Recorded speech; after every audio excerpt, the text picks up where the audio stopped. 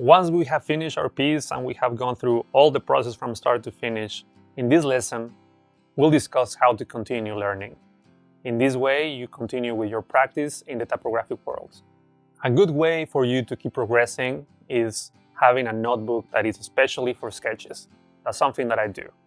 You can just have any regular notebook, start writing the project, a couple of thumbnails for you to start your sketches, then you can scan them. Maybe you write even the date. So in this way, you can go back, revisit them, and being amazed of what you have done. On my personal work, what I do is collect everything from rough sketch to the final piece. I have archives in folders and notebooks, some sort of scrapbook. So it's good for me to have notes for what I've done and then how I continue to the next project and use it. This combination of assets and collection of sketches will be inspiration for future projects.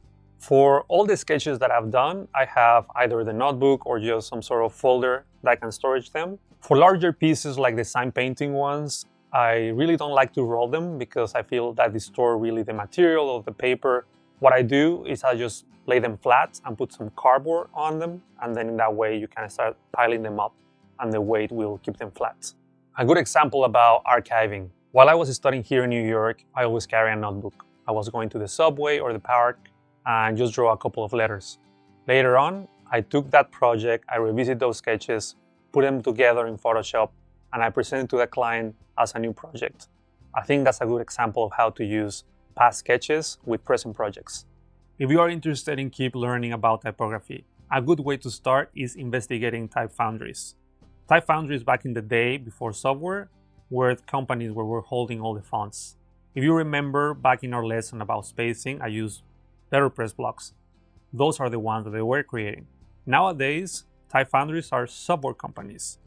Some of the examples are Dalton Mag, Fontsmith, Fonts by Hoefler & Co., XYZ, Dynamo Type, Onotype, and of course it's just some of my favorites, but you can do your own research and find out your favorite type foundries. Another way to continue education in typography is getting closer to typographic organizations. These organizations will hold events where all typographers from all around the world come together or create sources for you. And some examples of these are the Type Directors Club here in New York, the Herb Lubalin Study Center, and the Cooper Union Design Program. I personally love going and gathering with more typographers. Some of these events have helped me to getting closer to the people I always admire, especially here in the city. Or if you are interested in something very, very specific, such as, for instance, sign painting, this organization will put you closer to where your goals are. Another example is my Ascenders Award. It's held by one of these organizations, which always having the recognition and support of your peers is something that will get you better at what you do. These organizations are closer to me in my area, but they also have great programs online. You can have access to their online classes. You can subscribe to them.